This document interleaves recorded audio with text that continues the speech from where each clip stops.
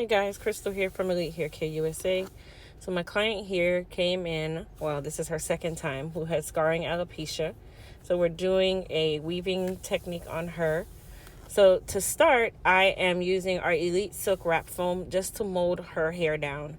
If you watched the previous video with this particular client, we do use her hair in the front of her head as a part of the actual style. So you wanted to go ahead and lay that foundation out properly. Now I can say this video is more technique based, only because towards the end I didn't get to actually film the whole style. You do get to see some of the style, but I don't know what I was thinking. But you guys have seen all our videos, so you're part of the family. Anyway, I'm using a little bit of gel to base her scalp because we are going to be using the Growth Protect solution. And then I use the end papers as another level of protection. So even though, guys, she has scarring alopecia, she does still have some strands of hair in different places. So you want to make sure that you do your due diligence to cover those areas at all times. Never take any piece or strand of hair for granted. Don't act as though it's not important, because you don't know the client that you're dealing with, and you don't know how sensitive or even how important it may be to them. So as a stylist or as a professional, I always say just make sure you're doing your due diligence to take care of your client's hair, no matter how many strands, no matter how full, how thin. Either way, you do your due diligence to care for that client's hair, no matter what. This step is very important in a weaving process, because if you do not have a sturdy or solid foundation, and a foundation that is there to protect the client's well-being or the integrity of their hair, you can hinder that process, and you can also add to the damage that they already have by removing that installation in the wrong way, by them removing it in the wrong way. You don't know what is to happen in the future with this particular install, so just for added insurance, make sure that your foundation is laid right. Now, I just spent a couple seconds, if not a whole minute, talking about making sure you're protecting your client's hair. So please do not skip this step. It is very, very important. So I am actually filling in the gaps using some smaller end papers. And then if you notice, I keep using gel over the end papers because you want that area to be very dry. Now, if you notice the area is extremely shiny, that is the Growth Protect solution, not the gel. So the Growth Protect solution goes over that area once the hair has, or that area has dried thoroughly. And then you will use the Growth Protect solution to go over that, which is more like a silicone base. So it has a very shiny finish. So right now she has 3 different layers of protection: the gel, the end papers, and then the liquid Growth Protect solution, which is the last layer. So now I'm able to actually apply the adhesive, which is the glue, directly onto the head, but I'm not applying it onto her hair. So just make sure that we're very clear with that. Okay, I'm using the 30-second bonding glue, which it's okay. It doesn't bond as well as I would like the older glues, which is like 007. But for this purpose, it's fine. She does sweat a lot. So the main reason why I like to do the tracks the way that I'm doing it for her is to allow her areas where you perspire the most. Typically, we would perspire in the temples, we perspire in the crown, where some of her crown is out. And then I don't like to put any hair right at the nape or the base of the neck, because it gets very uncomfortable and those areas tend to lift up faster than anywhere else. So that is mainly the reason why I dip the tracks and why I start up a lot higher than most would. Now, I am doing an illusion type style, so you don't really want your tracks to be laid too full. You want to make it full enough for coverage, but also thin enough for you to be able to mimic a hairline, for you to be able to mimic the back of the head, that kind of thing. Now, for the actual hair, I'm using the Sensational Bump hair. This particular pack it's like a feathered bump. It comes in a very small square box. This hair works really well for these types of styles because it makes it easy for the client to be able to curl their hair later on and style their hair later on if need be. Now for the top, I'm using the traditional pack of bump.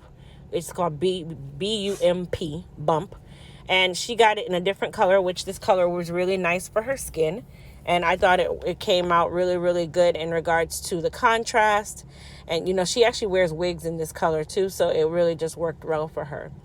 So now I'm using a razor comb. When I say a razor comb, meaning there's a razor on one end and the comb on the other end. But if you notice, I'm still using a regular comb. So I only like the razor part. And I'm just using the razor to, of course, taper down the hair. I didn't want a lot of jagged lines. With styles like this, you don't want jagged lines. You want everything to kind of appear seamless, just as though your hair would. And then you can go back through and clean it up with your shears. So for the nape and I'll say the nape area. I'm basically over directing the hair, and I'm thinning it down or feathering it down to be able to mimic as though she had like a quick weave, like she had a full hairline. And then from there, you know, we're going to then try to clean up, well, not even try. We're going to clean up the top of her head and make it appear as though she just had a nice feathered style. Like her last install that we did, it looked more like a shortcut. Or this install is kind of almost like a Kelly cut, but it's not a full Kelly cut, if that makes sense.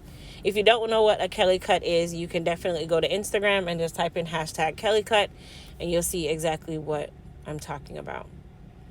Now, when you're trying to do this particular technique, you want to make sure that you razor first, and then you go back and you use your shears to clean it up. I'll razor, thin it down, use my shears, make my line. Razor, thin it down. It's kind of like I do that back and forth because you don't want to take out too much hair and then you can't go backwards. When you take out too much hair, it's very complicated to go back and fix it. And I do not want to go back and add more hair and remove hair. And I just don't like doing that. So I take my time when it comes on to doing this particular part, because we can get very razor happy really quickly. And sometimes we don't really pay attention to how sharp the razor is. And then you end up cutting off too much hair too quickly, and then you have to backtrack. So I like to take my time when I'm using the razor. I did speed the video up, so it looks as though I'm going really, really fast, but I am actually not. I am taking my absolute time when it comes on to the razoring, and because I'm a perfectionist and I like that back area to look very smooth and make it look like she actually got a short style, even though it's not really a short style. But you guys get it. I'm just a perfectionist. It is what it is. So with the actual razor, I did use the razor for majority of the cut, and then I'll use my edgers just to kind of cut the area down and give her that hairline. For this to work with the edgers, it does need to be fine enough, or you're going to end up dulling down the blade of your edgers trying to cut through all of that hair. I also use my edgers to taper down the area a little bit more. And if you guys notice, I have that nice crisp line. That is what I was going for. I want a crisp line. And if I was to move that hair with my comb, it would kind of expose her hairline, but her hairline isn't actually so bad. So that was not a bad thing. Now for the front and the sides, I did use my shears to create some texture. You can use the razor in the front, but you know, I wanted more defined feathering. The razor can achieve that as well, but I am a shears junkie. I am comfortable with the razor, but I love my shears. I feel like I went to school to learn for certain reasons, and I'm going to use what I learned at all times. And razoring to me sometimes is kind of like cheating a little bit. And I understand work smarter, not harder, but I feel like my shears are my go-to for creating feathers and creating precise feathers. But I also know how to take out a hard line using my shears, so that's another thing. Anyhow, once we finish with the cleanup, at that point is when you're going to go ahead and style her. Now, some people will use wrap foam and then put their client under the dryer. In this case, because I did get it flat enough where I did not have to do that, I'm just going to go ahead and bump it. I did spray a little bit of Sebastian Shaper on her hair. I did not put any oil or anything on here because this is a weave or a extension, and it will make the hair heavy if you use too much. And I know that she wants to preserve the life of it, so I did not put any on. In this instant, I just sprayed a little bit of oil-free gloss on the hair to give it just a slight shine. I didn't need to protect it from heat damage because it's not her hair to protect. Okay, yeah, that was an inside joke. Okay. But then I'm just using diagonal partings with my iron, and I'm really giving her a bump, not a curl. I'm giving her a bump. The hair was hot, guys. I didn't burn her. The hair was hot. Anyhow, now for this particular part of the video, honestly, I was just basically bumping the hair.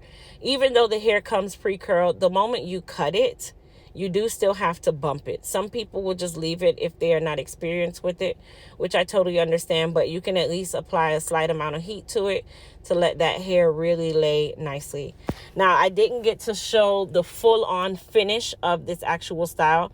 You'll see it come together, but you won't get to see a 360 of the style. I don't know what I was thinking when I was filming this video. I thought I was doing, everything, and the camera was off, and I didn't know that the camera was already off. So I'm sorry, guys, but you guys get the picture. You do get to see majority of the style. So I'm not really that hung up about it, but I'm a little upset, if that makes sense, because I wanted you guys to see the full finish. Anyhow, the front of her hair, as I said, we did use her hair in the front. And it's not a lot of her hair. It's just more like the temple area. And then she has a small part just to give some softness instead of her having that full-on weave part. So you'll get to see that part. But thanks for watching.